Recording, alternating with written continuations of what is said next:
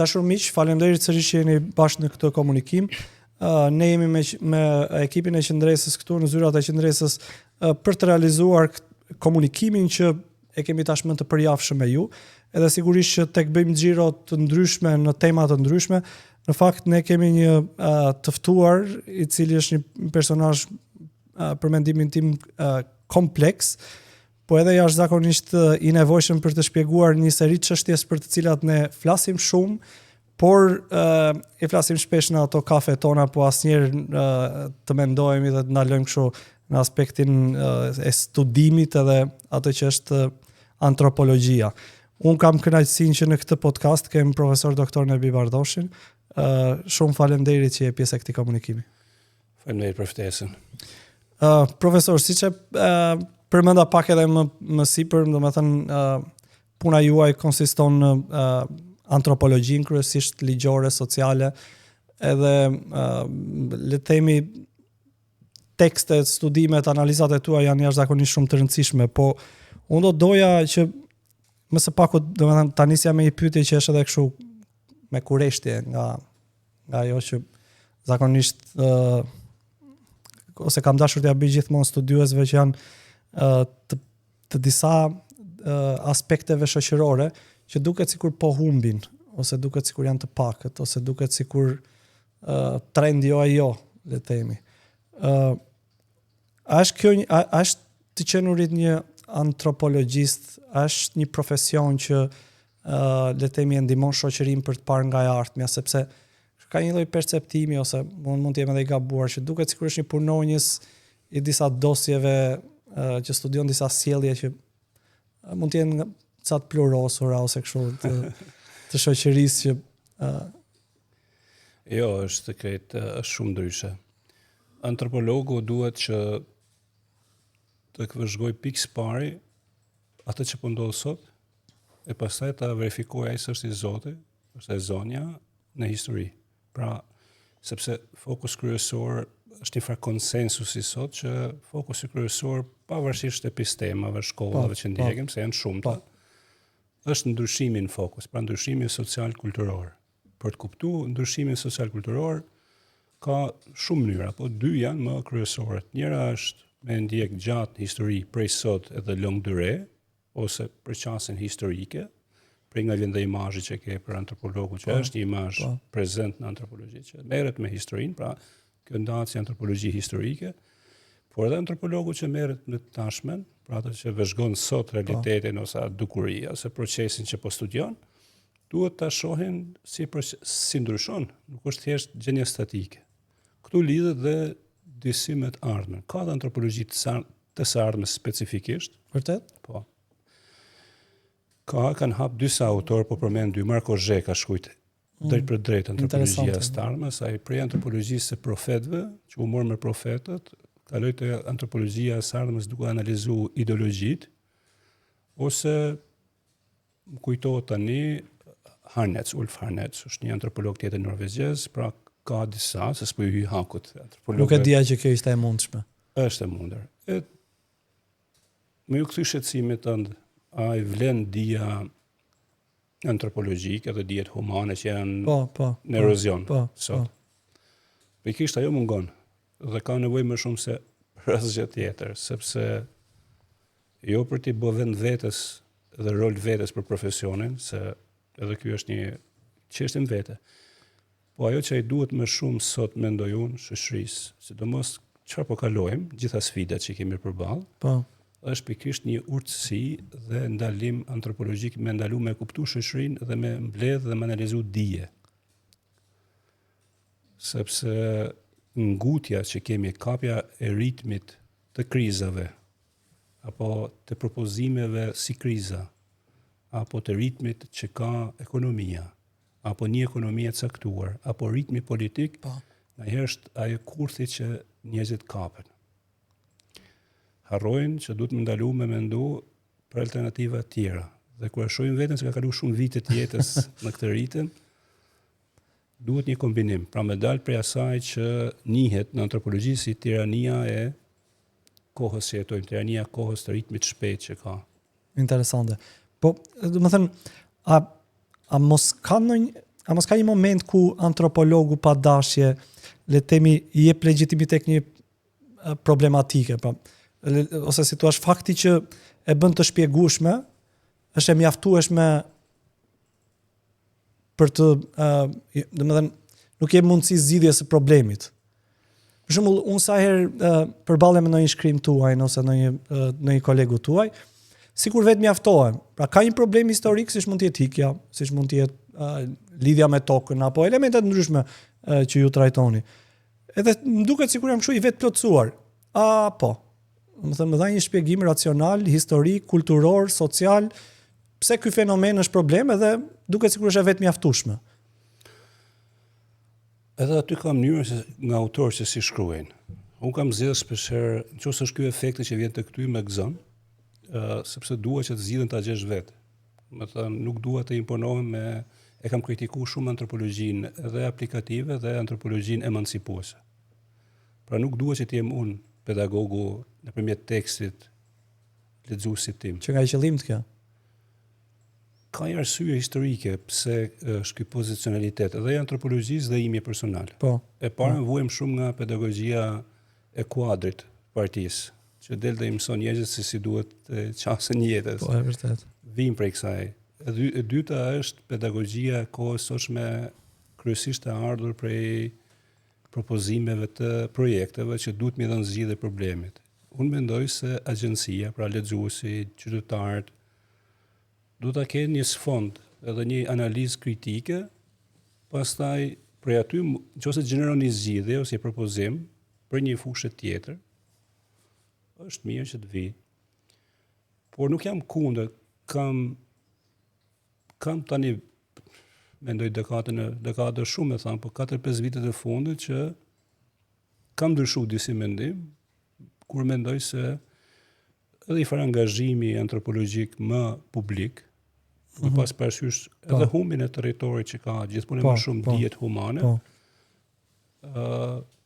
por edhe kur jeton në shoqëri me shumë tensione ose probleme ose padrejtësi, të duhet edhe një ke farborgji me shoqërinë tënde për dalë publikisht me mbaj qëndrime.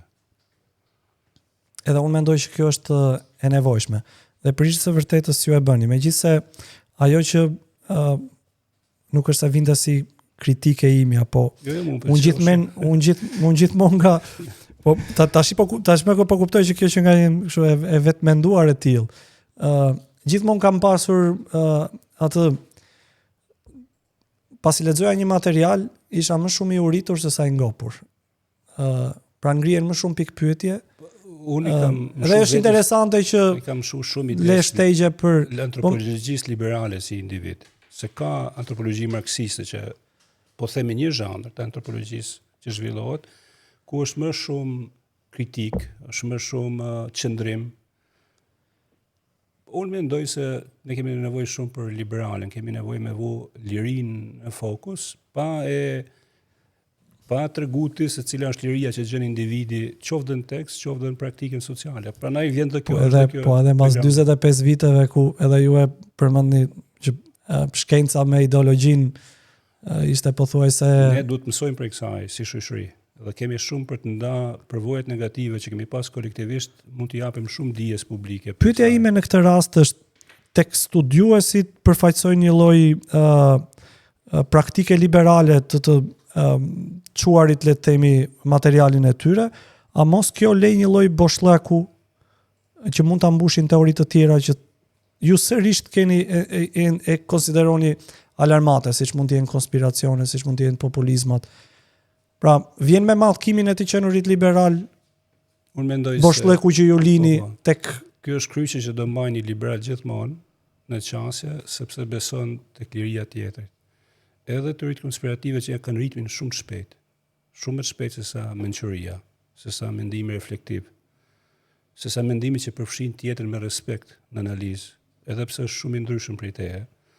Mendojmë se ne, besoj një traditë antropologjisë që kemi mësuar shumë prej lapsuseve apo bashkëpunimeve ose flirteve me ideologji të gabuara që kanë bërë dietarë të ndryshëm, është mirë që ne ratë parë mos trememi edhe nga i kundërti, mos ta bëjmë gabimin që duhen ata të krijojnë një botë marrëmiq për rreth e para punës, e dyta do të marrim riskun e kohës. Nuk është koha nuk është koha njerëzve që mendojnë për shoqëri të lirë dhe shoqëri të drejtë dhe shoqëri me ku në fokus është integriteti i njeriut dhe integriteti i qenieve tjera.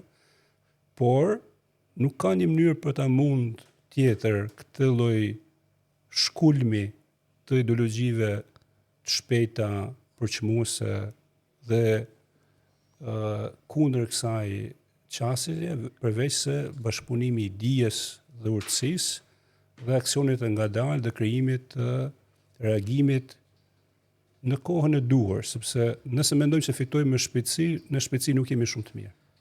Po, si Adel ti është në paqe me këtë, domethënë. Nuk të kam ndonjë kështu hakthi. Jo, s'jam në paqe. Jam Se në duket reflektim. i qetë në gjithë të Jam në reflektim. E para punës në antropologjia të mëson për cili është leksioni i parë që mbën antropologji që të gjitha kohët janë të çuditshme. Në njëra duket sikur e tashmja që jetojmë sot është e jashtë më e çuditshme nga të gjitha kohërat. E vërtetë është kjo. Por ky është dhe problemi pastaj i kësaj vetdije se nuk duhet me kotsu. Pra, nuk duhet që fakti që unë kam lexime antropologjike që bota njerëzore nuk më surprizon shumë, nuk duhet me normalizu dhunën dhe padrejtësinë apo krizën apo format e padrejta që ndeshim çdo ditë. Por kam menduar shumë kohë dhe prapë mendoj që angazhimi si thash duhet, dalja publike duhet, mbajtja e qëndrimeve është borxh të pakta ndaj shoqërisë, po ndaj të vërtetës, nëse një shoqëri nuk është interesuar, të vërtetës që ti ke bë kohë për të shkuar tek ai konkluzion. Por mendoj se do duhet shumë kohë për ta fituar këtë betejë ose për ta kthy prap magjepsjen tek liria, tek demokracia, tek fakti që ja vlen me qëndru disa vlerave të cilat ne kemi si shoqëri të munguar shumë, e di mungesën e tyre, po kemi pak ose shumë pak histori të jetumit të tyre. Po e vërtetë është. Unë mundova që të kuptoja pak kështu edhe në nivel filozofik mbi antropologjinë edhe mbi qëndrimet e tua. Megjithatë do doja të isha edhe pak më konkret. Ju keni studiuar një seri sjelljesh të shqiptarëve dhe dukshëm që kryefjala të paktën në këto 5 vitet e fundit, mbase 5 vitet e fundit, por ka qenë kjo është një fenomen që na ka shoqëruar historikisht ne, që është ikja, emigrimi edhe mirë po dukshëm tani edhe le të themi palët politike që kanë aftësinë për ta polarizuar shoqërinë ose për të vendosur në agjendë një lloj diskursi dhe ligjërimi, dukshëm që e kemi përqafuar, domethënë dikush i përqaset me shpopullim, ne të gjithë diskutojmë për ikjen, ndërkohë ata të cilët e drejtojnë vendin refuzojnë ta konsiderojnë këtë si një formë problemi dhe thonë që është lëvizje e lirë dhe e shikojnë dhe si arritje. Nga ato çka ti ke pasur mundësi ta analizosh gjithë çështjen e ikjes. Si qëndron kjo në raport me shoqërinë dhe me dy polet që formsojnë shoqërinë, pra kampit le të themi opozitar që ndjer një narrativ shpopullimi dhe kampit qeverisës që ndjek një justifikim të kësaj. Dhe kjo pavarësisht se kush është në pushtet, këta e ndryshojnë, është variabël që është ndryshueshëm në varësi të pushtetit, nuk është se ka PS dhe PD në këtë mes. 35 vite të demokracisë, po t'i krahasojmë, opozita kryesisht i afrohet më shumë realitetit, kur e thot, dhe më shumë të drejtës, dhe ata që në pushtet mundohen me justifiku çdo gjë të dështimit tyre nëpërmjet proceseve globaliste, të normalizimit të skeqës, të normalizimit të mënyrës se si qeverisin, ka ndryshime se nuk do t'i përgjegjësojmë. Ka periudha, po nuk po i gërmëzojmë një për një, por totaliteti po ta shohim, nëse do të dëgjojmë diçka më afër të vërtetës, aty ka marrëzhet e veta të manipulimit apo të keqkuptimit që bën opozita për të marrë elektoratin e vet ose për të shtuar elektoratin, por i afrohet më shumë qasjes sociologjike ose realitetit social. Mes këtyre dy, ose nga herë ndërthuar me të dyja, vijnë teoritë konspirative. Në fakt, teoria konspirative bashkë me teorinë globaliste, e cila globalizmi ka i farflirti me marksizmin. Edhe sepse marksizmi si teori flas, jo marksizmi si teori bashkëore studimet e emigracionit. Tingëllon kështu si kërcitse në fillim, po. Tingëllon në shqipen tonë, se kemi raportin tonë specifik me termin, po themi teorikisht, nuk po e them me cinizëm, të globalizmit teorik që i shef forcat globale si faktor kryesor në linjën sidomos globalizimin pas viteve 80 e këtej, pse ndodh emigracioni. Është e vërtet që disa autorë e quajnë periudhën e emigrimit pas luftës së dytë botërore, disa e thonë është proces historik që ka ndodhur gjithmonë. Gjitha këto teori kanë diçka për të ofruar në reflektim. Dhe ne e dimë që Bezdeu është një vend që janë larguar shumë dhe largohen shumë shoqërit prej të paktën shekullit të fundit dhe zhvendosjes së kapitalit në veri të Europës dhe Shtetet Bashkuara të Amerikës, sidomos pas luftës parë botërore, ku filloi u artikulu si fuqi botërore. Dakord. Por nga ana tjetër, qeveritarët apo shtetet e vogla si Yni, që është një shtet në brigje dhe në skaje dhe në mes poleve të mëdha ideologjike dikur sot ekonomike, gjitha me radhë, duhet ketë këtë vetdije që ka këtë pozicionalitet, do duhet kishte politika për këtë. Çfarë politika? Do të kishte politika të kombinimit të lirisë, të drejtës për të lëvizur me dignitet, pra edhe për të shkuar, për të punuar dhe për që e kemi dashur dhe është njerëzore, se njerëzit duhen të lëvizin, por edhe të përgjegjësisë publike, morale, që të krijosh kushte për të jetuar me dignitet në këtë vend. Kjo e dyta, këtu i bishtnojnë. Pra, rasti si na është propozuar neoliberalizmi, apo liberalizmi, apo demokracia liberale, na është prezantuar si Ponc Pilati, është si një shtet që lanë durt me ne, thotë je lirë, shko. Ja s'pata çfarë bëj unë. Këtu është kritika, këtu fillon kritika ndaj faktit që globalet janë gjitha lokale. Globale nuk është diçka abstrakte. Secili realitet ka agjendat e vet, njerëzit që duhet rezistojnë dhe t'japin zgjidhje. Nëse jeni një shoqëri e cila ty të ikën gjysma popullsisë sot ka ikur jashtë shtetit, duhet ndalosh të mendosh enkas për këtë politikë. Çfarë do bësh me fshatin që e ke pas popullsinë më të madhe në rajon? Pra, kur dolën prej luftës ftohtë, prej komunizmit, shoqëria që pat përqindjen më të lartë rurale ishin shqiptarët. Do emigronin, do lëviznin brenda dhe jashtë, dhe me e varfra, dhe me çmazjepsura me shtetin e vet, sepse doli për një shtet i gënjeshtër, një shtet i dhunshëm, që i kishte gënjur me një premtim për të shkunit ardhme ndritur, dhe ta njerëz, dhe sot ne kemi atë, si thuash, si traumë që nuk kemi stacionuar, se ndoshta nuk do gjejmë një ankorim të plotë se si na ndodhi. Tani, për ta përmbledh, të gjitha këto, kur vim të analiza antropologjike, konstatojmë që e para punës përgjësia mungon nga shteti shqiptar për politika në mundësinë e vet për të përgjigjur kësaj. E dyta është kaktar i ikjes, nuk është thjesht një shtet i tërhequr që nuk e bën punën e vet, por mënyrën si sillet mënyrë të padrejtë me qytetarët e vet. Çfarë do thotë? Në një vend kur dy njerëz që konkurrojnë, dy të rinj, doin të hyjnë në punë shteti dhe fiton ai që është antar i partisë, por fiton i pa aftë dhe ky është common sense. Do të thotë që ti duke inkuraju çmazjepsen me publikën dhe të kriju efektin e kotësisë për të marrë seriozisht me këtë shtet. Apo jo? Po, e vërtetë është. Tani të rinjtë ta thonë çdo ditë. Edhe mund të ketë marrë egzagjerime dhe justifikime sepse duhet largohen. Po fakti është që edhe në atë pak hapësirë që ka mundësi ky shteti i vogël, që nuk është më i vogël statistika, për shembull, një statistikë në 2015 staf burokratik në administratën e shtetit shqiptar, po shtetin vendor kanë punuar edhe diku 18.000-19.000 veta, 19.000. U bë reforma për të dhënë shpenzimet, ka shkuar në 38.000-39.000. Sipas statistikave të financave, janë 39.000 familjet mundësisht për tu mbajtur me para publike, por ta zëmë që do kishin shërbim të mirë, ta zëmë se këtu do ishin hyrë njerëzit me dijet më.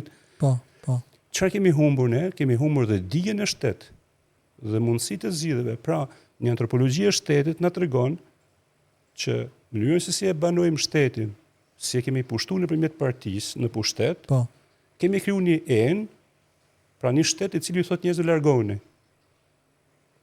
Kjo është një që përgjithsisht e evitojnë për ta thënë, se thonë ja po si e vërteton këtë. Ta thonë njerëzit çdo ditë, etnografia ta thotë çdo ditë. E dyta, dhe po e mbyll këtë. Le ta zëmë që fshati nuk ka më mundësi zhvillimi ekonomik në bazë të ekonomisë tregut. Se kjo ishte pyetja ime. Le ta zëmë. Çfarë të bëjmë, të mbajmë shfratin me dhëmb ose Jo. qëndrojnë njerëzit aty? Pikërisht, tu duhet me dalë. O duhet me thonë, jo me paket malësh, siç është ky pilotimi me sondim që e kemi politikë. Kjo është politika e ditës, po është një farë përsëritje e rishfaqjes së shtetit në fshat. Shteti nuk mund shkojnë si pushtues në fshat, dhe thotë edhe tani me kriju konflikte atje. Do thuash që jo, ta zëm, nuk e kemi ndërmend ta inkurajojmë zhvillimin e fshatit si dikur, se është pamundësi sociale, se ta zëm, një fshat me 3.000 banor, s'ka burim ekonomike, por duhet ulemi të flasim për strategji për këtë, jo për planifikim të tipit ndërhyrës, të shtetit ndërhyrës. Po këtu hym të dia që thash pak më përpara, që duhet kohë. Pra jo një fushat ose një përvjedhje që i bëhet shoqërisë nëpërmjet fushatës elektorale se si e shohim fshatin.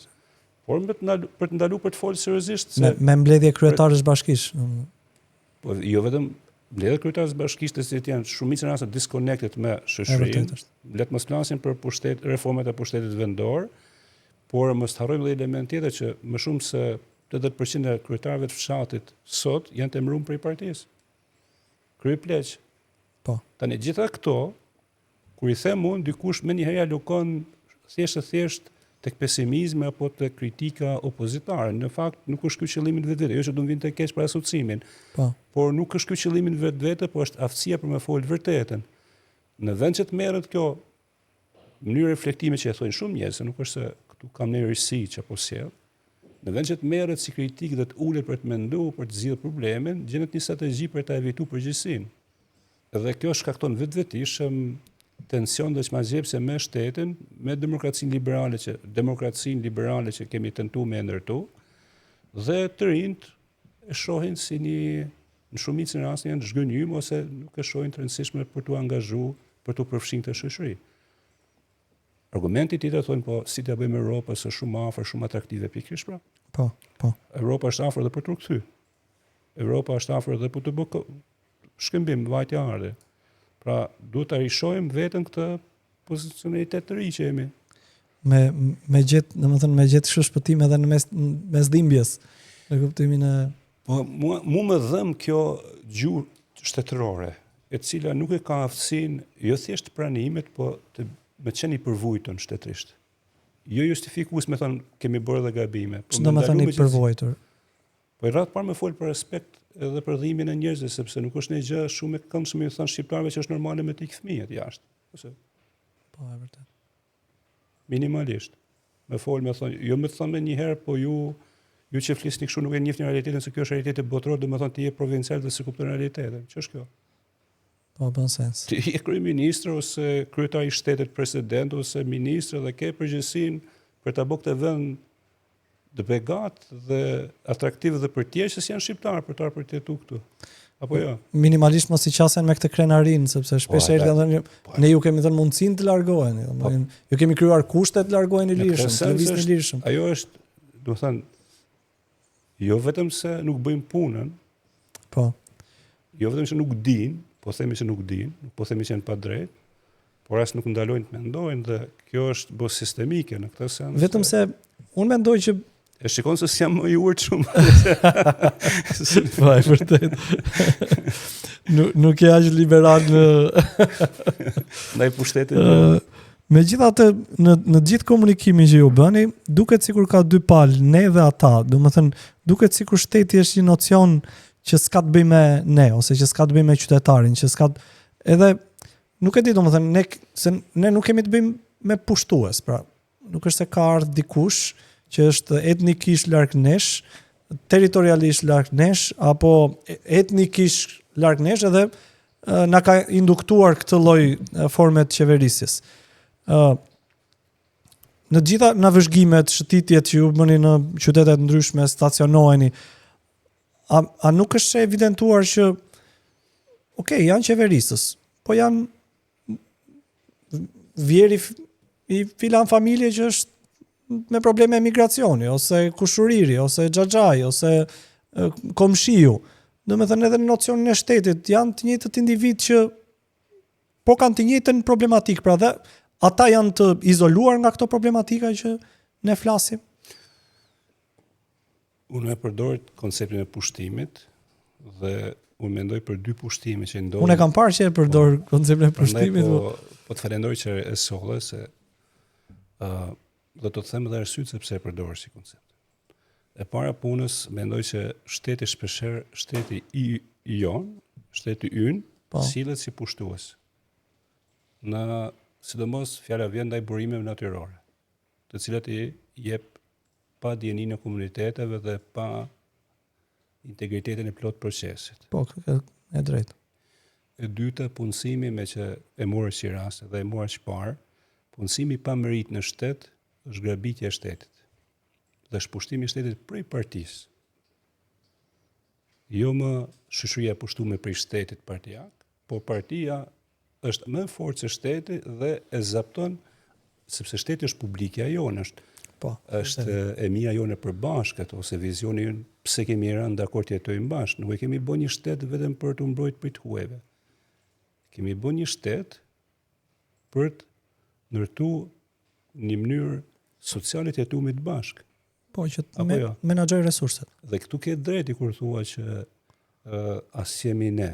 Po, në fare fesni mund të jemi kushëri, mund të jemi të afër shumë me personat, po e person mund mos ta meritojmë me qenë aty. Sepse duke marrë shtetin, dikush që nuk e meriton, si burokrat, si administrator, e ul eficiencën e tij në përgjigje ndaj që ne duhet ne, dhe e trajton atë çështje po prapë nëpërmjet networkut të tij partijak. Sa njerëz tregojnë praktike çdo ditë që nuk marrin të njëjtin shërbim nga shteti për shkak se nuk i përkasin njëjtës parti, e para punës për shkak networkut, se si përket. Po, e vërtetë. E dyta është për shkak korrupsionit, praktika korruptive, sepse duke qenë se ti s'ke network, jeni në presionin e dhe të gjitha këto janë të faktuar prej vetë qeverisë shqiptare. Cila qeveri në botë ka bërë politike më antikorruptive se sa qeveria shqiptare? I ka pranuar si fakt social. Ka bërë reformën drejtësie, ka pranuar një ministër kundër korrupsionit, janë fakte që tregon vetë. Jo është dëshmi, apo jo? Pra, është pranuar se kjo është praktikë gryrëse, por nuk është gjithë zgjidhja. Zgjidhja është më e thjeshtë. Më e thjeshtë, po më e vështirë për të aplikuar prej partive politike. Zgjidhja është që disa institucione dhe gjithë problemi jonë është ndërtimi i institucioneve të cilat vazhdojnë funksionimin e tyre pavarësisht rrjedhës së ritmit politik. Pra ti mos kesh droje të shkosh në institucionin publik ose në gjykat, ose në bashki, ose të drejtoria ujit për një shërbim dhe para se të shkosh atje të mendosh me këtë do komunikosh si mik. Shumë njerëz sjellin si çështje kulturore këtë në debatin antropologjik. Po kultura krijohet për shkak të raportit proceseve, se si njeriu vetëm kundër shtetit nuk e ka mundësi me gjithë zgjidhje tjera përveç me përgjigj atij sistemi që i shfaqet para syve.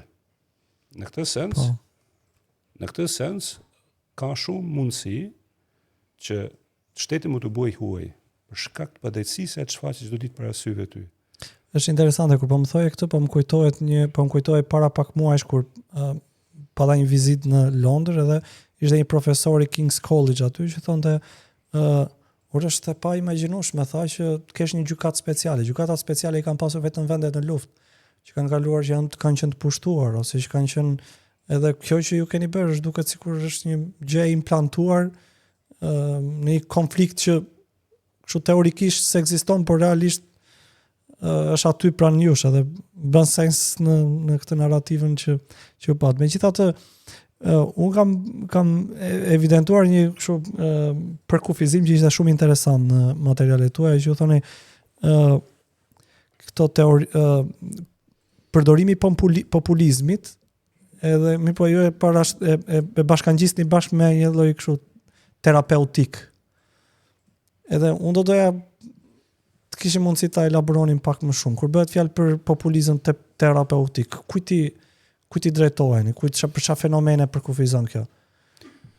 Përgjithsisht populizmi tenton të jetë terapeutik. Në ç'kuptim? Nuk e kisha interesante si. Edhe në Shqipëri kam shtypje ka shërbyer shumë mirë për më shumë terapeutik se sa në një funksion tjetër. E kam përdorur si metaforë për të thënë që qëllimi në vetvete është, dhe këtu pastaj është problemi i termit, që çfarë bën një populist zakonisht në çdo nivel, flasim nga i shkencor deri tek ai teori konspirative apo tek politika. Puna e parë sqaron se ka një agresion ndaj teje. Ka armiq. Po. Ose një armik, ose një agent kundër. Pra është zbuluesi, folësi i këtij mesazhi është shfaqet si zbulues i këtij konspiracioni, i kësaj pranie. Dhe merr për këtë kredite, se ka kurajen ta thotë. Po bashkë me kurajen për ta thënë, ai thotë që unë kam zbuluar mikun, po edhe dyta dhe treta në fund, përveç se unë jam zgjidhja. Por jemi të gjithë sulmuar, nuk jam vetëm unë, pra ne jemi të sulmuar. E këtu fillon terapia, sepse njerëzit mendojnë duke qenë se po vihet gishtin plag, krijohet rreth parë pozita që jemi viktim e një agresioni, krijohet një qartësi diskursive se kush janë armiqt ose kush është armiku, dhe del personi që jep zgjidhjen si shaman, thotë unë jam zgjidhja dhe kam këtë zgjidhje. Shpesh njerëzit vetëm në këtë pjesëmarrje, në këtë konstatim e shohin si terapeutike, se mund ta flasin, kanë gjuhë për të folur. Në antropologji është shtruar një herë një pyetje, dhe prandaj prej aty jam inspiruar. Ka qenë shtruar pyetja se si ka mundësi se disa shaman në Amazoni apo në vende të tjera, ku shkojnë njerëz të pa gojë, vërtet kanë humbur aftësinë të folurit, ku shkojnë tek shamanët kthehen duke folur. Një shpjegim që unë e bin dakord me të është se është besimi që kanë tek shamani për shkak të prestigjit që ka, se mund të gjenë zgjidhjen, në fakt bëhet zgjidhja dhe të pajis me fjalë. Literalisht tashmë të pajis me aftësinë për të folur. Ky është dhe kurthi pasaj, se të hynë në terapi, e këtu do më kritikonin pastaj ata që njohin mirë mjekësinë se terapia do gjenë zgjidhje. Por një zgjidhje gjen zgjidhje pezullin, armiqësinë e vazhdueshme të pandalshme. Dhe futen në gjë një lufte simbolike. Edhe e përshkruajnë politikën apo të mënyrën e të bëjmë shkencë apo të mënyrën e të folurit publik në formë prandaj është populiste sepse krijon popullin e vet, krijon mazhrancë zakonisht dhe i fut në këtë babullin e terapisë. Thor, ky është armiku i mendimit kritik, kjo mënyrë të menduarit, por është dominant sot. Prandaj është bërë dominant sepse është popullor. Është gjetë mekanizmi se si kush mendon avash në mënyrë kritike dhe të qetë, del jashtë loje, sepse ose është pjesë një agende që i është gjetë vendi si tradhtar, ose është pjesë e dikujt që nuk na vlen shumë me humb kohë me të, sepse shpejtësia që ka ai diskurs i cili ka gjetë armikun nuk e ka asnjë tjetër. Po kjo është interesante. Unë nuk e kisha, domethënë, për shkak të punës, unë gjithmonë isha ndeshur me këtë populizmin politik. Po. Nuk e kisha menduar ndonjëherë që kjo mund të shtrihet edhe në populizëm shkencor. Edhe po do doja ti ndaja këto të dyja, domethënë kur në populizëm politik, pa ju bëni me faj le të themi liderët politik, domethënë si demonstrohet në sjellje politike konkrete. Janë partitë opozitare, janë partitë e reja, domethënë kush e lëvron më shumë këtë lloj populizmi në politik.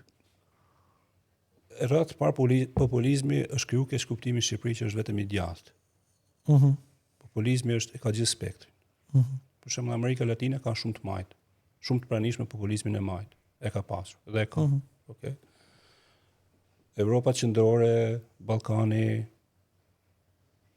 më shumë kanë tani dalin djathtës. Shtetet e Bashkuara të Amerikës. Populizmi është asociuar, por populizmi ka spektrin shumë gjerë. Për shembull, një nga tezat që ndihmon shumë populistin është establishmenti si koncept. Pra ka një establishment i cili ka bllokuar procesin. Ai establishment duhet rrëzuar një herë mirë. Pra delegitimon çdo kundërshtar politik që tashmë i ka paraprit. Jo të gjithë kritikët ndaj establishmentit janë populiste. Por populiste e përdor më mirë, më në mënyrë efikase, sepse e targeton si armik të gjithë energjive dhe si sundimtarin apo si shkaktarin e padrejtësisë. Pastaj është procedura që thash, na flasim për një agent të mirë organizuar konspirative zakonisht, Po. pra ka armiq dhe mobilizon shpall veten viktim dhe mbrojtjen e viktimës, ky që është prirësi diskursiv. Po. Dhe pra ne prej këtu nuk është çudi kur shohim për shembull që njerëzit që ne si kemi ndu kur si viktima, shfaqen si viktim. Thojnë jemi të përsekutuar nga regjimi, nga sistemi, sepse na është bërë padrejtësi dhe mënyrën se si bashkohen këto flukset na bëjnë çudi. Populizmi pastaj merr trajta të ndryshme secilin vend. Është shumë plural. Po. Por ka sukses momente krizash legitimiteti, do të parë kur për shembull një rend që ka përpjekje për të ndërtuar si demokracia liberale, që është përpjekje e vazhdueshme me 1000 gabime brenda vetvete, vjen një moment që sidomos vitet 80 kanë qenë vitet të begata për me ndërtu këto oazët e para të populizmit që do shfaqesh në vitet 90. Ku u ndërtuan diskurset paraprakisht, po të shohim populizmin dhe djathtën franceze, i ka rrënjë në vitet 80. Putinizmi i ka rrënjë në vitet 80. Erdoganizmi i ka rrënjë në vitet 80. Po ashtu lëvizjet në Amerikë Latine i ka rrënjë në vitet 80. Trumpizmi ka rrënjë në vitet 80. Te spektakli, te kritika, tek çmaxhepsja me demokracinë liberale, tek çmaxhepsja me bllokun e lindjes. Pra çmaxhepsja sistemi i pararendës dhe rishpiket vetja, sepse populizmi ka dhe karakteristikë të nuk i pëlqejnë shumë institucionet. I pëlqen individi që ka drejtimin e asaj audiencë, po them ky regjim audiencësh, i pëlqen shumë populistit, sepse ati jep mundësi duke mos njoft institucionet, duke shpallur ato si pjesë të establishmentit dhe të pengesës për me rrezu padrejtësinë, në fakt jep vend vetës për me sjell ligje të reja ose politika të reja dhe për të imponuar një regjim të ri, e cila është dhe ëndra e njerëzve gjithmonë për të pasur risi. Po e vërtet. Dhe elementi më kulmor që harrohet shpeshherë dhe është pjesë e terapisë, po terapisë populiste, majtës dhe djatës, është premtimi për hakmarrje. Ta njerëz japin premtim se do marrim hakun që të padrejtësisë është shkaktuar ju. Dhe këtu kemi hyrë në zonë tashmë më shumë se shpesh specialistë pyesin po mirë, këta nuk ja dolën prapse kur erdhën pushtet nuk realizuan premtimet. Por ajo çfarë kemi ndryshuar sferën tashmë, kur hym në populizmin modern, se ka diskutime kur ka nis populizmi, por kur hym në populizmin bashkohor, kemi harruar që kemi hyrë në sferën e emocioneve të errta. Dhe më shumë ka përparësi hakmarrja, pra të shohim kundërshtarin atë që kemi na është projektuar si shkaktari dhimbjes tonë, ta shohim të ndëshkuam, se sa më na ardh drejtësia nëpërmjet ekonomisë apo hapësirave të tjera që do të na ndryshojnë realisht. Me prosperu. Bëhet shumë televizive, bëhet shumë teatrale, dhe jemi një regjim të ri i cili ka dhe aftësinë me ndryshuar shpejt. Pse ka aftësinë me ndryshuar shpejt? Ka aftësinë sepse ose përfundon me individin, për shembull Chavez, për njerëz që nuk e dinë, Chavezi ka pas karakteristikë më fort 7 orë në ditë me emision publik me njerëzit.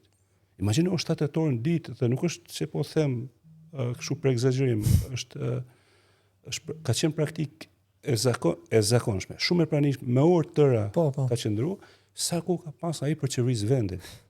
Jo, e ka sinqerisht, ka qenë duke qeverisë praktikisht. Ka qenë duke qeverisë diskursivisht. Se ka qenë duke bërë terapi, duke ngjuar hallet, si këto kronike që kemi televizive që ngjojmë hallet e popullit, ka bërë kreu i shtetit. Është një shembull se kanë bërë gjithë këtë. Pra, në këtë aspekt, e rrungët e dimensionit terapeutik, për të një terapie hileqare. Sepse i lën prap në dhimbje, i prap mos zgjidhet, nuk është një terapi të zbulimit subjektit, por është fakt të zbulimit të një dhimbje që ta ka dhënë vetë ai ty. Ta ka gjetë dhimbjen, ta ka gjetë shkaktarin dhe thot tash unë jam hakmarrësi dhe të gjej zgjidhje për këtë. Ajo sa ajo, se nuk është thënë tjetër. Kur e thua kështu, mua më vjen mend kjo situata politike në Shqipëri tani. Edhe përgjithsisht partitë opozitare janë, le të themi, kanë një lloj ngutje për ta përdorur avantazhet që sjell populizmi kur bëhet fjalë për krijimin e një mase të madhe gjërë. Domethënë ju e thatë edhe vetë që përdorimi i populizmit kam përshtypjen që bëhet edhe për këtë arsye, sepse ndërton sentimentet, ndërton masa njerëzish në mënyrë shumë të shpejtë. Mirë, po nga ana tjetër, unë nuk shoh që populizmi në Shqipëri të jetë një skemë fituese, nëse i referohem të djathtës, opozitës, që mendoj se e përdor më shumë. Apo tani mbase më ngatrohet pak se më që më the është edhe e majt, domethënë janë të dyja në të njëjtën. Pra pse nuk është e suksesshme populizmi i të djathtës ose i opozitës në vendin tonë? Fitoria e parë që ka arrit në raport me opozitën e majta shqiptare është se ka kriju idenë se populizmi është vetëm i djathtë. Në fakt e majta shqiptare është shumë populiste po ashtu, e ndërthurë në pak më shumë me idenë e shkencores dhe të idenë akademisë. S'pas kemi shpëtim fare, në? Jo, ka shpëtim. Ka shpëtim. Ka shpëtim, sepse shpëtimi është të kujtesa, të ndalimi me i bëni gjenealogji të shpejt të 35 viteve. Të dy palët se ka një karakteristik regjimet tona populiste. Janë kopjuese. Nuk janë shumë kreative. Dhe këtu ngec ajo që njihet, që e themi në mënyrë popullore ngec filmi. E djata përsërit filmin, që e ka lexuar kundërshtari prej kohësh. E majta përsërit filmin, duke gjeneruar figura, por edhe duke gjeneruar pushtet. Dhe kur vjen momenti çka ka karakteristik tjetër populizmi, ka disa vende kreative të origjinës, po ka shumë kulturë mimikimi dhe kopimi prej shoqërive tjera. Ku kemi studime të atyre që njihen si imazhe alternative, të cilat merren pothuajse të njëjtat regjit protestës, të njëjtat regjit reagimit, të veshjes, por këto janë kohë vonesë me ata që është në pushtet, sepse ai në pushtet e ka pasi ka ndodhur në vendin tjetër. Nëse ti përdor të njëjtën, nuk e kreativitet as në populizëm, je i lexueshëm politikisht. Po, për shembull, po të shikosh të djathtën tek ne ose Partinë Demokratike është kapur masi gjuhë populiste që ndërtohet Rumani, Bullgari, mos gaboj, me tezën e anti-Sorosit, madje edhe kur ndërtuan, le të themi këtë programin politik, disa ishin marrë po nga ata, domethënë ndihma ndaj duke kështu si një program i majt fare, do japim lek për deshta të bëhesh 20 vjeç, do japim pension, pa një lloj, thjesht një kapje dhe një mënyra më e mirë për dal për këtyre kurtheve. Kam ndjek politikën, ndjek me vëmendje. Edhe nuk duhet t'i bëhem barë me kritikën, jo se asnjë arsye tjetër veç se e di që është bërë kritik mjaftueshëm ndaj mos pasjes së kreativitetit mjaftueshëm të opozitës, por thelbi për me dalë prej kulturave të imitimit dhe të mimikimit është kreativiteti. Nëse s'ke kreativitet, si njëri, si organizat, si parti, kundërshtarit lexon shumë shpejt, kushdo qoftë ai. Dhe përveç kësaj, shoqëria po ashtu. Shoqëria po ashtu. Aq më tepër shoqëria e cila është u përfaqësuar me shtet ose me regjime të cilat janë kapilare. E kanë arrit me sa e dis shoqërinë me kontrolluar në mënyrën e vet. Se sot ka mënyra tjera kontrolli, nuk është kontrolli se nganjëherë kur bëjmë analizat e shoqërive komunizmi me sotshëm mendojmë se duhet të shfaqet shteti në një formë, ajo është dy forma të ndryshme. Por pa e hyrë kësaj, du më ndaj tek ideja e me që jemi te populizmi. Populizmi në vetvete është kritikuar me të drejtë, por mund të ndodhë momente historike që populizmi me bën një efekt pozitiv të rrëzimit të establishmentit. Aftësia e shoqërisë është me ndërtuar institucione reflektive dhe institucione shtetërore të cilat ndalojnë me qenë permanente. Një shoqëri si e jona që ka jetuar pothuajse po socializëm me lidera populist, të cilët nuk i pëlqejnë institucionet e forta, i ka shkaktuar këto efekte që kemi. Pra, është thënë dhe këtu po prap nuk kam ndonjë gjë për të shtuar për asaj që është thënë vazhdimisht kritika institucionaliste që ne duhet shikoni një lloj le të themi imunitetit të popullatës për të mos rënë pre e kësaj gjuhe, se ju më thoni që është e përsëritur, kanë 30 vite, domethënë, a mendoni që tani edhe qytetarët janë bërë kështu autoimune, e kanë kuptuar për shembull tek po thua këtë ti, po mendoj se si të dyja forcat i drejtohen për shembull armikut të tyre të përbashkët mund të jetë sistemi i drejtësisë sot. Edhe aty unë shoh, domethënë po filloj të mendoja që edhe e majta dhe e djathta ndërtojnë një lloj teze populiste, domethënë shteti prokurorëve thot dikush, shteti, domethënë e krijojnë armikun, pastaj krijojnë hakmarrja është mbyllja e sistemit edhe elemente të tjera. Po dukshëm qytetarët kanë një lloj finese, kanë një lloj memorie kolektive që edhe mund t'i shërbejë si kështu si vaksinë për populizmin. Apo është e vështirë që të vetëdijsohesh kur je në këto pozita të kanë disa mënyra se si sillet shoqëria shqiptare. Dhe përgjithsisht ka respektin tim. Pra nuk është as pak siç nga njëherë kanë dëshirë me portretizu shumë shpejt si të paf politikisht. Politikisht shoqëria shqiptare ka mjaft për të bashkënda. Kanë eksperjenca se si nuk duhet. Çfarë është e padrejtë, i njohin mirë liderat e vet politik. Në privatën ton flasim shumë hapur tashmë për cilësitë e secilit. Nuk është më vitet 90 që ka qenë vibe, ka qenë ngrohtë, kanë qenë plot shpresë, por ka një reflektim kolektiv i cili shkon disa drejtime. Një drejtim është që është më e rrezikshme mendoj unë, është ky kotësimi për të marrë me politik. Indiferentizmi është quajtur, po ne quaj kotje sepse më rrin mirë me konceptin e një farë kotje si gjumë, si gjysmë i zgjuar, po kjo krijon një farë atmosfere antipolitik, mos më përfshin politik dhe shoqëria civile ndesh për shemb këtë, jo vetëm, po e ndeshim këtë, si më thënë, stepin e shoqërisë ose evitime për të marrë politik. Ana tjetër është maturi politike, sepse nuk e marrin shumë seriozisht dhe nganjëherë them fal kësaj maturie politike që kemi, nuk kanë pas sukses shumë ide radikale, idiote që janë prezantuar ose janë tentuar mu prezantu nëpërmjet her pas here politikës shqiptare, e kontrollojnë lëvizjen kur shohin se po keq përdoret ose thjesht po instrumentalizohen. Por problemi për mua gjithmonë ngelet ajo themelorja është mungesa e një imagjinate të re politike. Është vërtet kjo. Megjithatë ka një betejë kështu midis disa zvendësimeve që kam përshtypjen dhe ju e përmendi që ajo që është arsimi, mjedisi, drejtësia, të zhvendosen nga disa beteja që duket se janë jo shumë ose disa elemente që ne i ngrejmë, domethënë kjo ideja që ne po na vjedhin historinë kur thon në shkencë apo në të mbrojmë familjen, të mbrojmë votën, edhe janë disa elemente shumë bazike që ne duket që nuk ndalojmë në to. Po kur bëhet fjalë për disa rreshtime që s'duket se janë shumë në formë populiste vinë si të qenësishme, domethënë vendit po i shkatrohet familja, vendit po i shkatrohet. Po kur bëhet fjalë pastaj për të organizuar prindrit për të realizuar për shembull sigurinë e jetës së fëmijëve në shkollat e vendit, pavarësisht se fëmijët vriten nuk lëviz njëri prej, nuk duket që ka ndonjë aksion.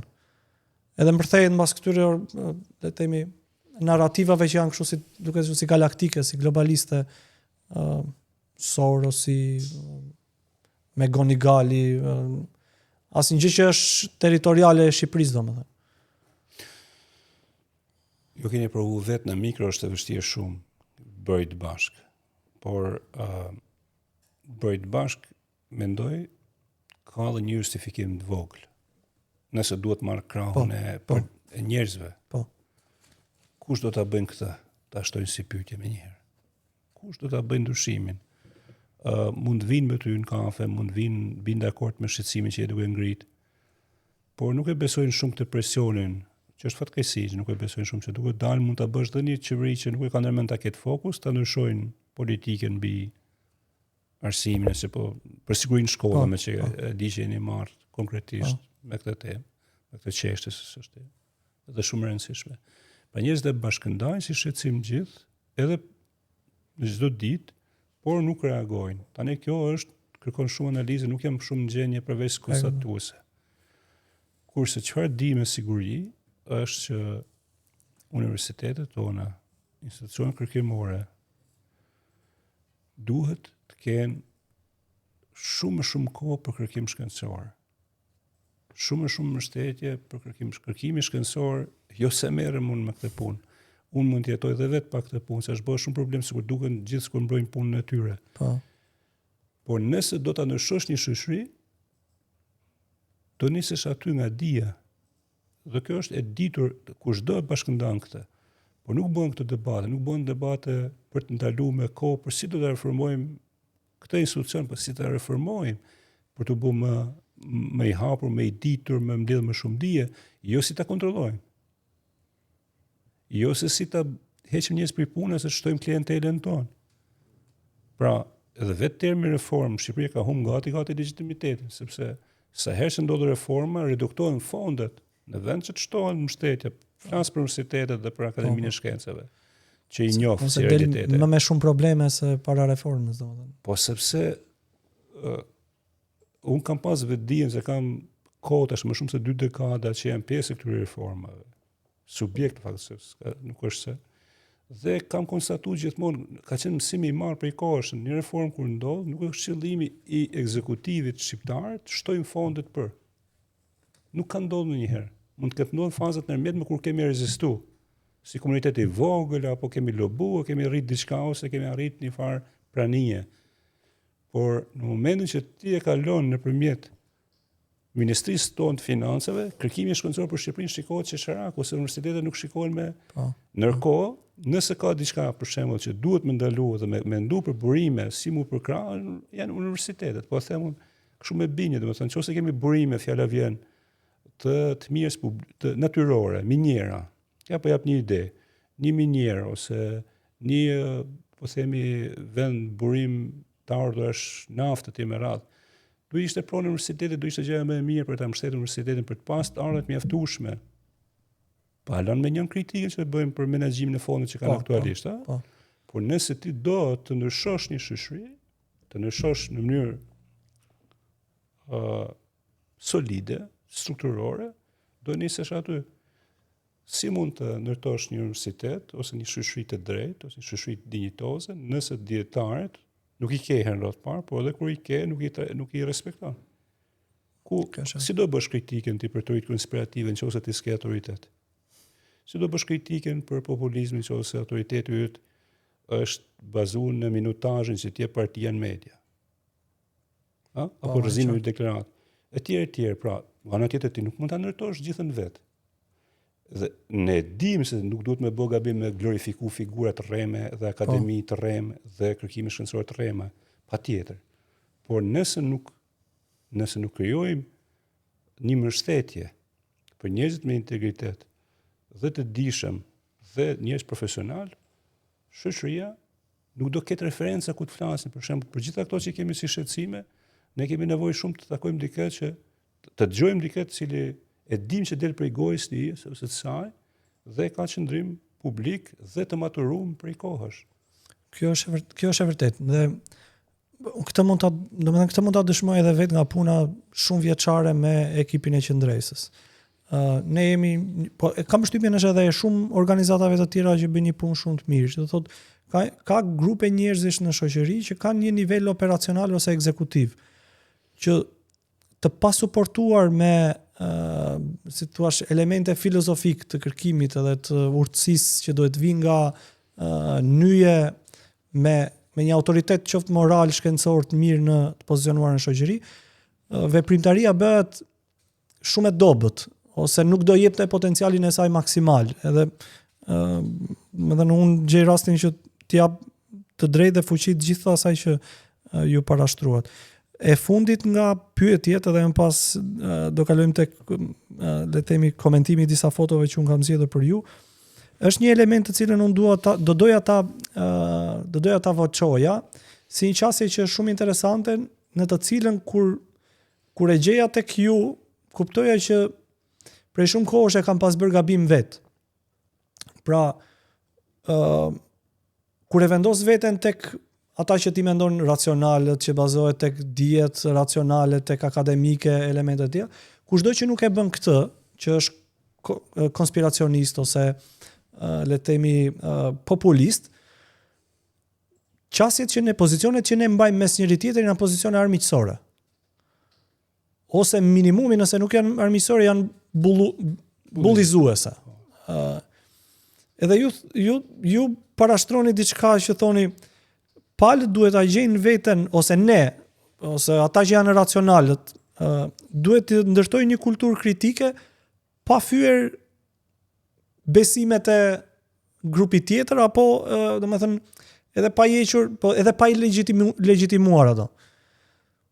Tani mua kjo më duket e drejtë, po nuk më duket shumë e shteruar, domethënë, edhe jam dakord që kjo mund të kërkojë energji të mëdha, se si mund të bëhet ky komunikimi pa fyer besimet e tyre, po edhe pa i legjitimuar, se tani është edhe mund të rrezikosh edhe ta legjitimosh, më kupton? E vështirë, si e para nga ana praktike është shumë e vështirë, sepse nuk e ke këtë garanci që tjetër përballë tjetër do të respektojë ty në të njëjtin kusht.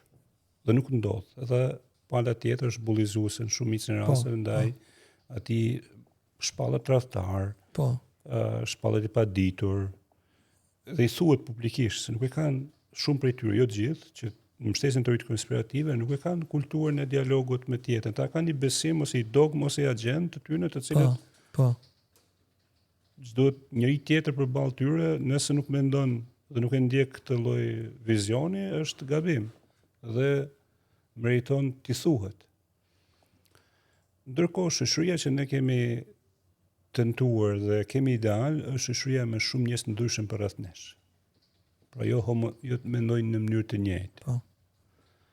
Dhe siç e thash dhe në fillim, rretorin publik ka filluar me fitu më shumë kjo forma agresive, bullizuese prej teorive jo shkencore. Por dhe reagimi ndaj tyre në të njëjtën formë do ishte thjesht asgjë është brenda skemës se ata kanë parashikuar. Ata kanë shpallur veten viktim dhe madje ti ja realizon profecinë. Audiencën e tyre e konfirmon. Pra dhe nga ana pragmatike, përveç se idealiste, nuk është e mençur sulmimi në person. Po dhe tjetra që unë besoj shumë është se sado të jetë një njeri që nuk bie ti dakord me të, nuk e ke drejtën personale për ta fyer atë individ. Dhe i qëndroj kësaj. Dhe besimi naive, që kemi quajtur bestytni. Po. Nuk do i pranosh si të vërteta, po do i pranosh për t'i trajtuar, për t'i futur në kulturën e dialogut, për t'i debatuar. Tani këtu në mungojnë ose kanë ndryshuar shumë ai që njihet si peizazhi i debatit. Për të ulur, për të folur. Dhe kuptohet që këta njerëz kanë shpeshherë avantazhe se njerëzit kanë nevojë për terapi. Shoqëritë e traumatizuara që kanë humbur shumë kanë nevojë më shumë, kanë prirjen për të besuar atë teori që dikush për shembull na ka vjedhur historinë, apo na ka diskriminuar, apo tenton të na zhduk etj me radhë. Sepse ne e dimë që ta lëvizim me disa të vërteta të vogla të pjesshme. Ka diçka aty sa për ta ndërtuar argumente. Por nga ana tjetër ka dhe pas njerëz, ose ka shumë njerëz, jo pas, nuk e di numrin, por ka shumë njerëz të cilët duan të dëgjojnë një debat me respekt për tjetrin. Të dëgjojnë teorinë shkencore se cila është, ose teoritë reflektive, se s'po themi detyrimisht e vërteta shkencore si në shkencat eksakte. Por një teori e cila bazohet mbi një metodologji të caktuar, i ka argumentat, i ka dhënat, ka konkluzionet, dhe lën hapësirat interpretative ose kushtin kur është themeluar kjo teori. Për antropologjin kjo është, për një antropolog të trajnuar, në fillimet e vetë, di shumë mirë që gjithmonë do ketë dhe ka pas njerëz që kanë besuar besim nga më të çuditshme që nuk kanë thua si ka mundësi kanë besuar kështu. Edhe teoritë konspirative janë një shprehje e tillë.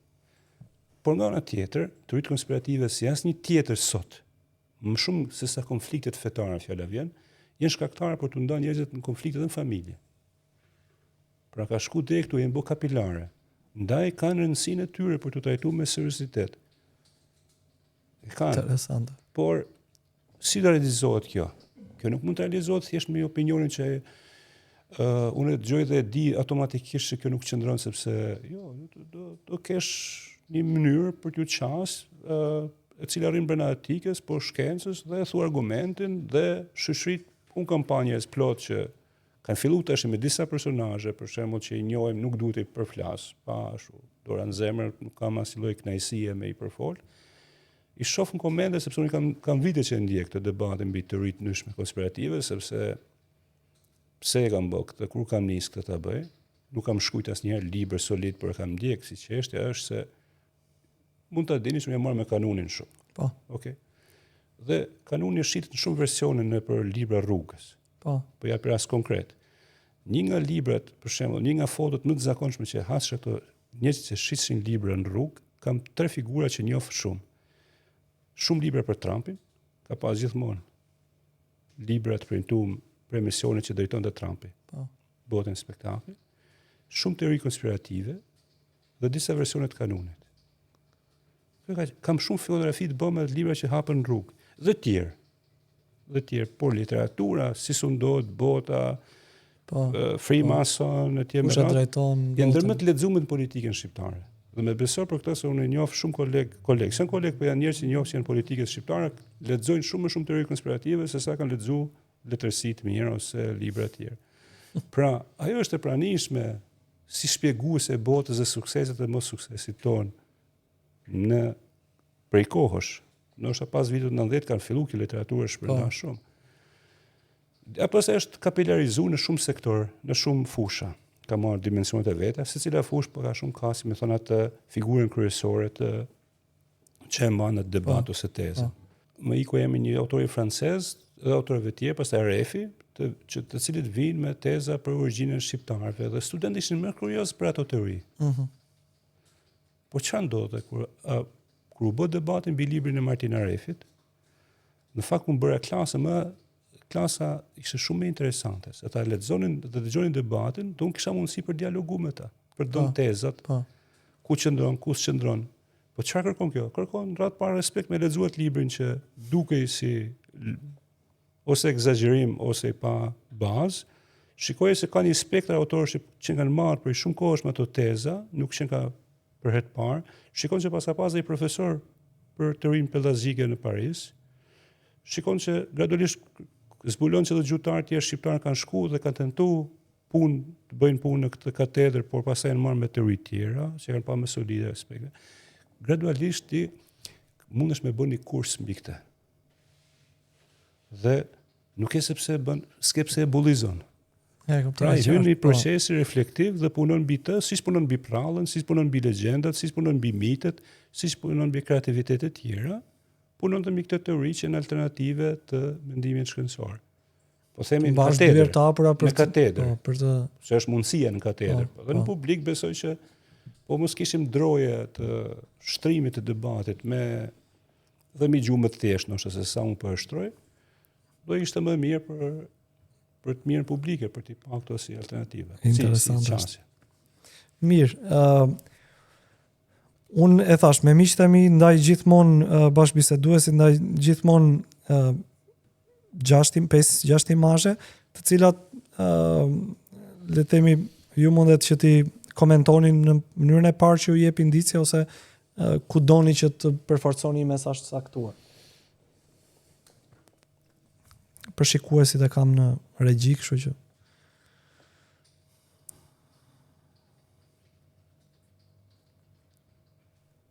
nuk po e kuptoj shumë. Kjo është toka e sheshtë. Teoria tokës së sheshtë. Është një ilustrim i tokës së sheshtë. Po. E kam dëgjuar si teori. Edhe kam dëgjuar teorinë se s'ka shkuar askush në hën. Është të gjitha invention. Pa është kjo, to që thash, kam dëgjuar mitet. Ishte interesante, 1 në 10 amerikanë për shkakun besonte që toka ishte e sheshtë. Po. Nuk e di statistikën, po ka shumë që njerëz që besojnë, sepse kanë arritur këto të vërteta absolute, se çka ka avantazh kjo si teori për shemb. Ti nuk mund të çosh çdo njeri me pa tokën për shku vetë në vetë parë dhe me pa rrumbullaksinë e tokës. Çka ka ndodhur tjetër? Rënja e sistemit arsimor. E autoritetet e sistemit arsimor, si kemi bë fizikën dikur, astronominë, asaj. Dhe si ka qenë shpërnda dia në shoqëri, njerëzit hynë në bota postmoderne e liberalizimit tepër të shkollave edhe kurikulave dhe u krijuan hapësira liria që mu lënë në krizë çdo lloj metanarrative. Dhe ai shkoi gradualisht duke pushtuar dhe territor pra astronominë, për shembull, dhe toka shesh ka qenë një besim që i ka parapri daljes kush kanë qenë të parë, Giordano Bruno, Galileu, po hyn me sjetën europiane në antikitetve, po, eksakt, ne kemi qenë në antikitet, po themi rikthimit të kësaj dijeje. Edhe që u vendos përfundimisht, le të themi. Pastaj faktimi, lufta e yjeve, gjithë të filmime, gjithë të programe që janë pafundësisht mundësi për të pa, po kjo ju duket një farë teze që i bën më shpejt. Për këtë nuk e nevojë fjala vjen të bësh kërkime. Është shumë interesante sepse un kam miq të cilët mund të kenë nga 2 universitete dhe kanë pasur një rast që ore tha unë dëgjova në televizor tha që plumbi tha nuk ikën me hark, tha edhe kishte të drejta, i tha që e drejton. Domethënë këto janë teori që zem vend jo vetëm të ata që janë të pa arsimuar ose të arsimuar dobët.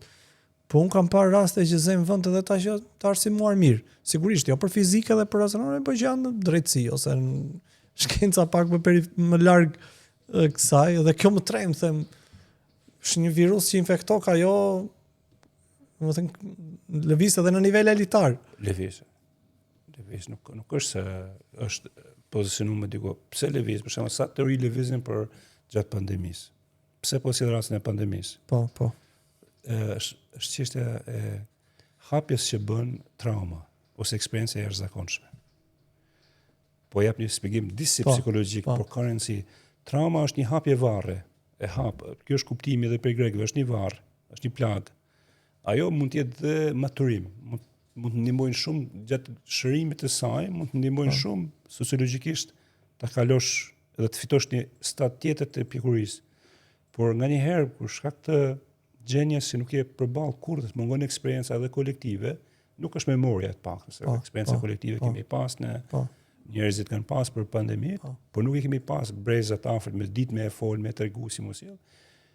Gjithë ato teori përse për këtë vaksinimit. E vërtet. Edhe njerëz me kulturë absolutisht shumë të gjerë, të cilët nganjëherë po edhe kishin disa argumenta të tipit që a ka pas kohë për të bërë këtë test si duhet. Po, ndërtojnë mbi të vërteta pluralitet të ndara të cilat nga më të çuditshme deri tek më hezituesit reflektive. Po. Edhe prandaj bëhet ndonjëherë shumë e besueshme se kjo konspiracioni është kështu që ai bashkon të vërteta të cilat copsa të vërteta të cilat qëndrojnë në vetvete, por mënyra si lidhen është evazive. Pra që mjafton ti të kesh dalë fotografi me dikë dhe je aty. Po ti fotografi ke dalë fund ditës. Jo është. Në fakt, këtë mund ta shikosh edhe nga pikpamja një lloj marrëzie që na çoi këtu, që ishin ku diun këto firmat piramidale. Po kjo ka qenë vergjëlia ime. Domethënë, mund të isha unë një prej atyre të lumtur mes armëve dhe të lumtur mes dramës edhe. Natë shtata, është si me thënë imazhi. Unë kam 2 imazhe me armën. Shumë prezente, para punës unë rrit në zonë kufitare. Shqipëri, Jugosllavi, për tash Shqipëri, Kosovë, dhe kam qenë gjithmonë i shoqëruar me praninë e armëve si zonë militare. Edhe kam kalu pak vitin femeriste gjatë komunizmit dhe arma ka qenë gjithmonë pjesë e diskursit të armatosur për këtë. Më shoqëri lufte, përgatitur për me hyrë luftë ose me bë luftë marrëmeshë të brendshme të jashtë. Natë shtata është thyrje shumë e madhe që kanë edhe shoqërisë shqiptare. Kam qenë student në atë kohë, vit parë. Ka qenë thyrje të cilat mendoj është folur, por ka nevojë shumë u fol.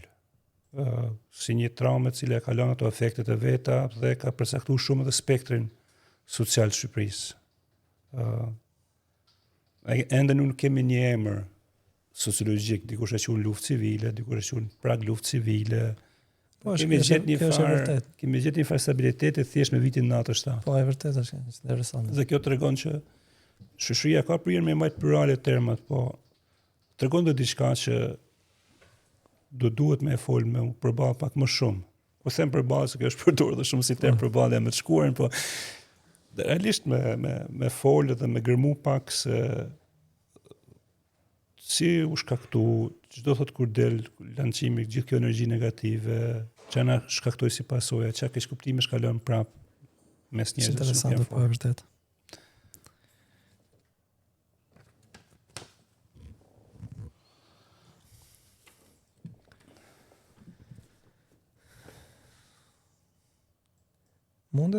Domethënë këta janë liderët të cilët e kanë drejtuar shtetin shqiptar për le të themi për periudhën kur shtetet filluan të qeverisesin në formën nacionaliste dhe me kombe dhe me shtete. A e kemi pasur më të mirin apo do presim për ta gjetur më të mirin? Jo, ne akoma s'kemi nis aty ku do të shkojmë. Ne gjithë këtë shumicën e këtyre këtu ka figura të mase komplekse të cilat unë as nuk ja hy përveç qartësinë që kam për një figurë që nuk do ishte mirë mos të kishte ardhur shoqërisë shqiptare bashkë me komunizmin, secili ka kompleksitetin e vet, dhe me kryeministin e fundit që kemi shumë pak kënaqësi me të historia shumë shpejt do i lënë vend për me folë nëse ka pas një kontribut mirë, por në tërësi them që kanë pas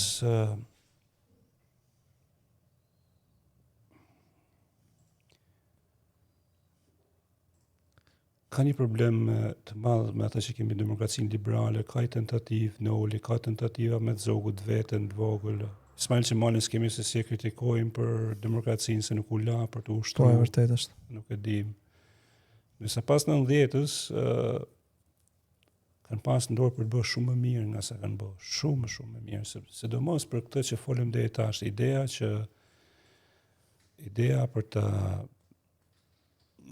për nanën i mshojnë shumë ide se ka demokratizu Partitë Socialiste, liberalizmi, po liberalizmi i tij nuk është në preferencët e mia, është thjesht një farë distancë që edhe ka dashur mos më marrë më shumë punë dhe nuk është një liberalizëm. Merita e tij ishte një mungese e hakmarrjes, le të themi, se sa shkurt e shqip se s'duhet i marr secilin veç tashmë i preka pak dhe di që abuzoj me këtë prekje që bëna. Na duhet të analizojmë shumë për të nëshuar tema se më shumë politikën tonë. Shumë. Nuk kanë. Edhe këta s'kan mujt me dhënë do të vetën plotësisht, sepse kanë qenë shumë, do të thënë, s'kan dhënë vetën plotësisht. Ato që distancë që mes asaj që thonë, asaj që kanë bërë është distancë shumë e madhe, jashtëzakonisht e madhe, dhe Shqipëria është rezultati i tyre final, kjo që jemi sot. Kanë përgjegjësi shumë të mëdha për këtë.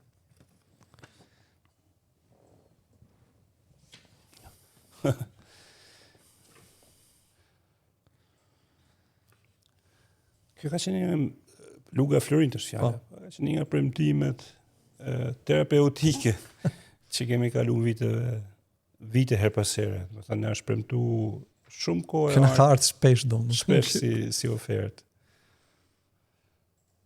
Edhe kjo është një gjë për të ripa. Njerëzit duan zgjidhje të shpejta, zgjidhje të lumtura, por shoqëria dhe këtu do bëhem pak moralist, por kam nevojë me e theksu, me këtë vetdije që duhet shumë përkushtim, duhet shumë punë, duhet të rikthehemi shumë tek ideja e modeleve që përkrahim njerëzit që punojnë, edhe që janë krijues, edhe që janë të devotshëm, se premtimet nuk do mungojnë, do vinë prapë premtime. Shpiraugu ishte një premtim i fundit, që e kujtoj që një zgjidhje magjike që do të na vinte. Kam një autor për zemër që trajton shtetin magjik. Në Venezuela është një monografi. Ideja që shtetet do bëjnë mrekulli, unë nuk e mendoj shtetin si një mrekulli. Nuk e mendoj që do jetë magjik. Ndonjëherë Shqipëria ka potencial për të jetuar shumë mirë dhe me dignitet, por këto premtime që vinë populiste ose të strukturuar për të ardhme të ndritura me kështu pasuri, mos jetë. Unë nuk do doja me jetu me një vend që hajmë me luk floririt. Që ishte shumë e bezdisme. Megjithatë në periudha të ndryshme shoqëria jon e ka pas ngrënë ëndrrën. Po. Për të ngrënë me luk floririt. Kjo tregon shumë. Tregon shumë se sa në nevojë ka qenë, edhe sa e pa informuar për politikën ka qenë. Është vërtet.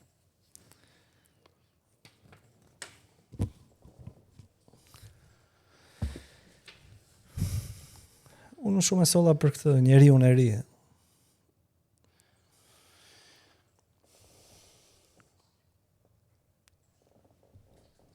Do bëj një lidhje mes të 3 periudhave dhe fotografinë që pam me që Marisolle, edhe Lugën, edhe njeriu e ri. Të 3 periudhat e mëdha që kemi kaluar, periudha e krijimit të kombit, shtetit, Po. periudha e komunizmit dhe periudha që jetojmë janë 3 premtime të mëdha. Më afër premtimit i rrin, më afër, po nuk realizon dot. Një farë kthimi të syt të vështrimit shtetëror për perëndimit është periudha me zogut 10, 20, 30. Pra është premtimi është me kalu në Oksident, për cilën mund të flasim pastaj si jetë, por premtimi është me kriju një shtet modern, i cili vazhdon të marrë brenda trupit vet inercinë e pjesës së perandërisë, por që është duke u kthyer andej. Për cilën kam shumë kritike pastaj po të hym, nuk kam ndërmend të bind në këtë gremçin që ka qenë një periudhë e artë. As mohues për atë periudhë, se ka dhe arritje. Periudha njeriu të ri, po kaloj të periudha tranzicionit që jemi vetëm për ta kaluar shpejt, po prapë me një premtim për Bashkimin Evropian dhe për në Europë. Ky është premtimi kryesor që përfshin dhe lugën e Florint. Kurse periudha komuniste ka pas një premtim tjetër të madh, që është arritja nëpërmjet socializmit në komunizëm. Edhe kjo periudhë me një premtim të madh final. E vërtetë.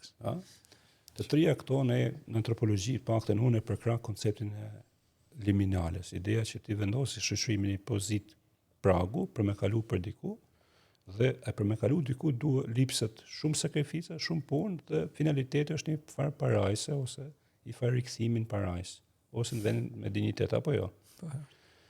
Njeriu i ri zgjati më shumë se asnjë premtim tjetër, sepse ishte diktaturë, u bë krejt e kundërta me idealin.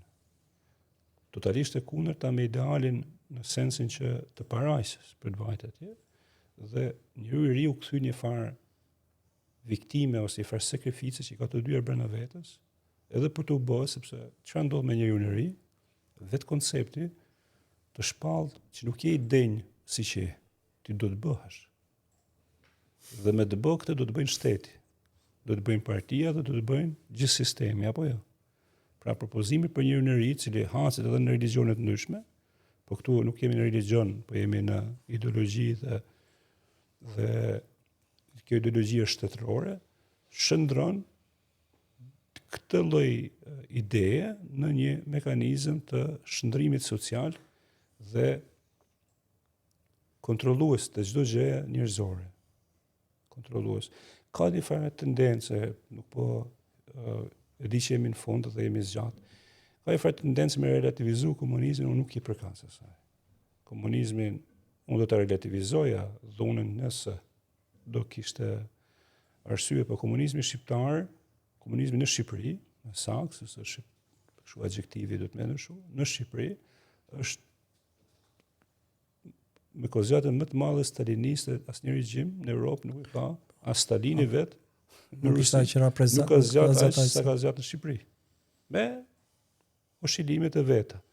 Si regjim stalinist me këtë kozjatje dhe me dhunën që ka aplikuar dhe efektet që ka sjell në ndryshimet social-kulturore dhe kuptimore, lips ka kontribute, sepse ka dhe një tendencë me thënë nuk ka kontribute për stalinizmin, ka kontribute me vlerë, ka punë të mira, në letërsi, ka në histori, ka në antropologji, ka në sociologji, në shkenca politike. Nuk janë shumë, po si janë pak, se thonë jo, po nuk ka punë, duhet shumë e shumë, prapë me ndalu, dhe në arte, ka punë të mirë, në kinema, ka punë të mira, reflektive. Pra, ma ishë mundësi se kanë pas njerëzit, brenda dhe jashtë Shqipërisë, që në marrë me Shqipërinë, kanë sjellë kontribut reflektive interesante, dhe prapë mendoj që do jetë për shumë kohë një territor i cili duhet me u rikthy, me eksploru edhe unë jam shumë i dhënë pas asaj periudhe kohore për me punu shumë bitë prapë, sepse ka qenë total, ka përfshi gjithçka, ka dash me ndryshu çdo gjë brenda kësaj shoqërie. Ja doli? Dhe i dhunshëm, ka ndryshuar shumë. Ka ndryshuar shumë. Njeriu i ri është duke marrë pjesë edhe në sot në jetën. Po si patjetër që merr pjesë. Patjetër që ka. E nisa me idenë e kuadrit të partisë. Ideja që për shembull, përkundër teorive konspirative, kemi teori tjetër konspirative që nuk e themi konspirative, që janë teoritë ndërtuara gjatë njeriu të ri, komunizmit, si të vërtetë absolute historike për shembull. Cilat janë? Po kesa thua se debatohet se më e vërteta që Enver Hoxha ka bërë kështu, është e vërtetë që është bërë kjo, e vërtetë që është kjo. Fjala vjen për Pasha Limanin, për shembull, betejën se përpaqësen si fitore të Enver Hoxhës, po marr gjën më banale, nuk e japin për shembull fondin se si u morën vesh Shtetet e Bashkuara të Amerikës për Bashkimin Sovjetik në Vjenë për menaxhimin e mesdheut, fjala vjen, po them kot. Ose si është dinamika e luftës së dytë botërore, ha? Për shembull, ose marrëveshjet e Shqipërisë ose tentativat e Shqipërisë për të bërë pjesë e Jugosllavisë. Po, bashkimit ekonomik. Të po i morën të mëdhaja, tema të mëdhaja. Bashkimi ekonomik do shkonte deri në bashkim partie me radhë. Për te kësaj, pastaj çfarë po duam të them këtë, se nuk është e rëndësishme kjo, është bindja që kanë që historianët ose jo historianët vete, po historia shkruar gjatë asaj kohe prej popullit, prej shoqërisë, jo prej historianëve vetvetes, po them se ka dhe historianë që besojnë që ka qenë okay, nuk ka qenë këtë gabim, por njerëzit kanë shumë dije popullore sot, të mësuara dhe të pa verifikuara pa të rikthyer në kritik, që mësu gjatë asaj kohe për veten, për armisht, për miqt, për alatët edhe kështu me radhë. Kështu që prania nuk është ndonjë, jeta e socializmit pas socializmit është shumë prezente tek ne, si hije, si prani, si vendimarrje. Për cilën nuk flasim. Për cilën flasim pak dhe për këtë unë jam për të trajtuar me shumë dinjitet. Njerëzor. Po, absolutisht po. Dinjitet njerëzor. Por duke marrë qëndrim se jo duke leju që si të vërteta absolute, sikur na japin. Pra është një alternativë popullore, zakonore, ngelur post-socialiste. Po. Një farë konspiracioni në postën e vet. Dhe imazhi i fundit. Duket një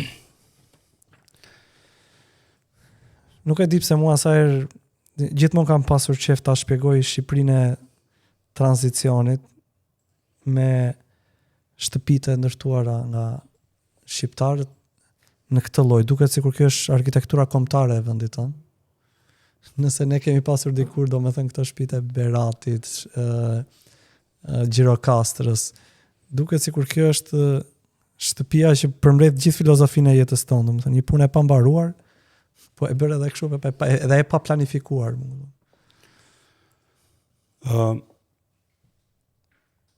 Po edhe lidhja jonë me shtëpinë, në kuptimin e... Eksakt. Jam dakord që metafora kryesore për me shpreh post-socializmi është shtëpia dhe kjo shtëpia pa kryer, e cila ka shumë brenda vetes për ta interpretuar. Mungesa planit fillestar, është mungesa ose ndryshimi gjatë rrugës.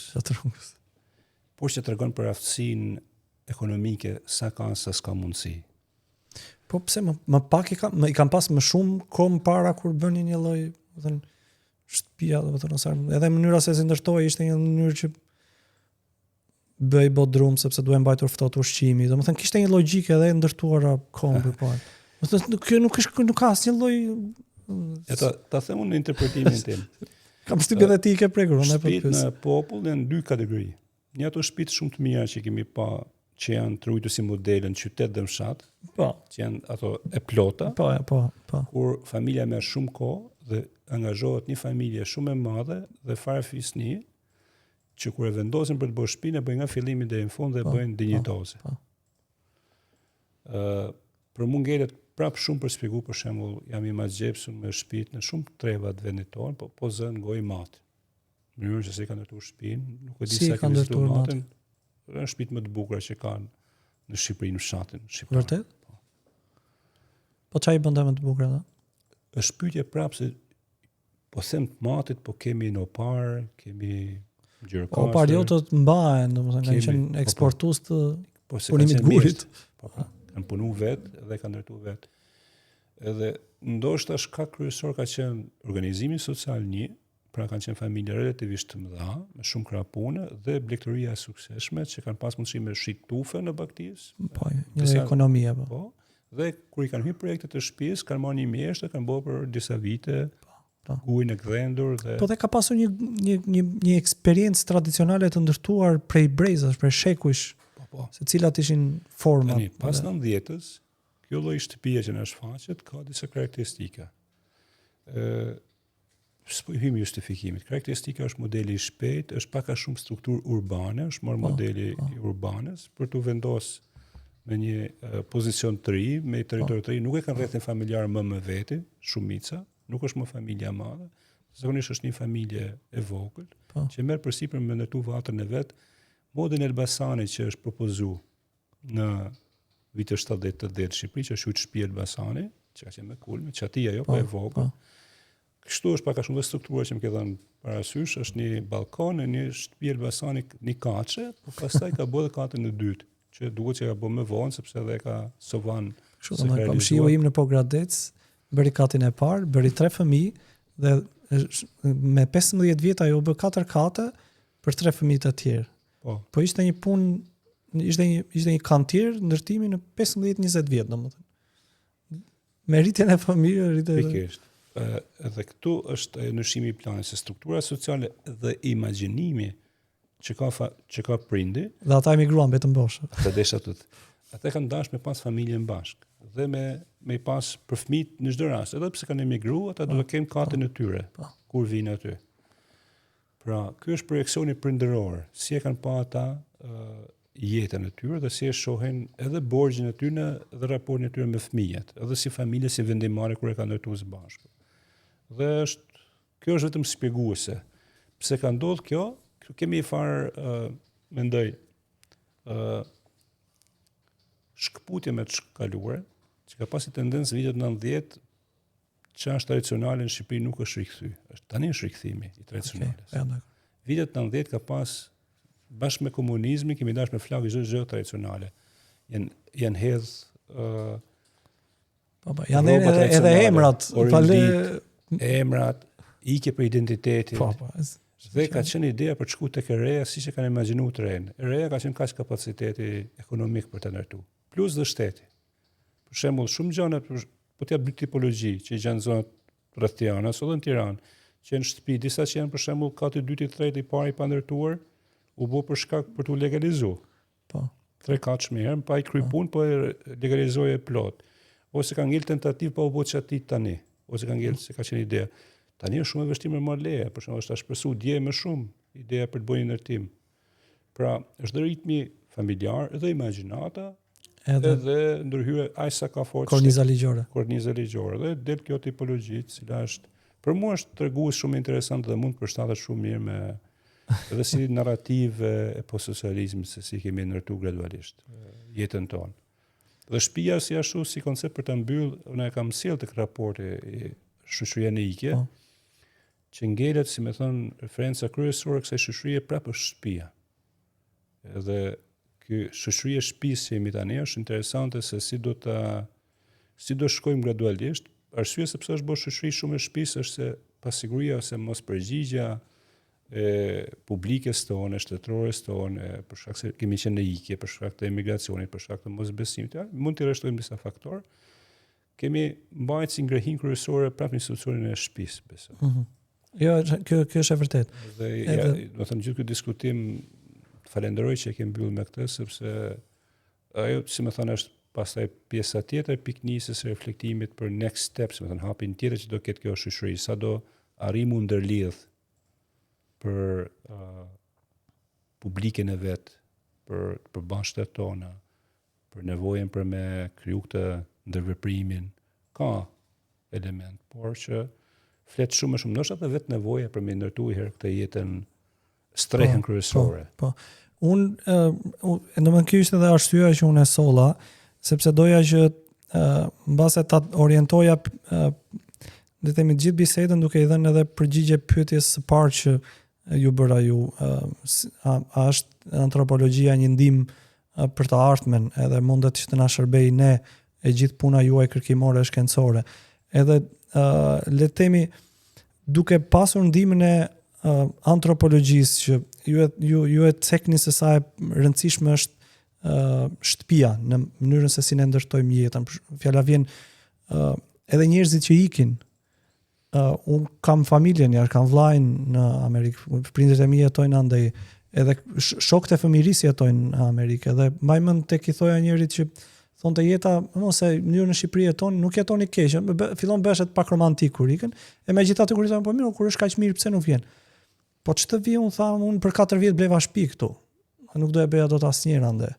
Domethënë edhe qëndrimin jashtë vendit e lidhin me mundësinë për të ndërtuar, për të blerë një shtëpi, që do të thotë mbase politikbërësve të vendit tonë edhe qeverisësve të vendit tonë, nëse konsultojnë me antropolog, mund të përshtatin ligjet e vendit me mënyrën se si ne ndërtojmë jetën. Pra, nëse duam të mbajmë vendin, mundet që antropologët ti këshillojnë ligjvënësve që lehtësit në banesa, krijimi kushteve për të pasur pronë, apo shpejtësia për të pasur pronë qytetar shqiptar, mund të jetë një nga elementet më të mirë për të frenuar, fjala vjen, emigracionin. Unë nuk e di me siguri këtë, po them, domethënë ka një lloj nevoje që politikbërja dhe ligjvënia në këtë vend të koordinohet dhe të sinkronizohet me antropologjinë, sepse ne me arsim jemi vendosur kështu sikur po mësojmë në angli, sepse ligji është marrë nga Anglia.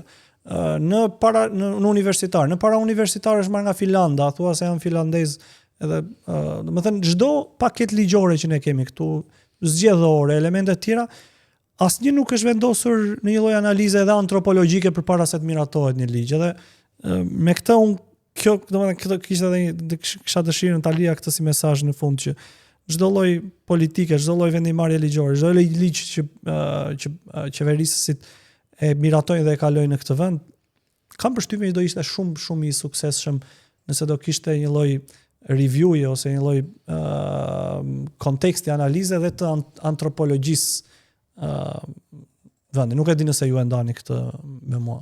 Absolutisht që po. Mund të kishte përfituar të dy panet, sidomos shtetin, politikat e veta, po të di antropologjike do ishte sfiduar shumë për mu përfshirë më shumë debat edhe me mbledh më shumë dije për këto çështje, me këto pyetje konkrete.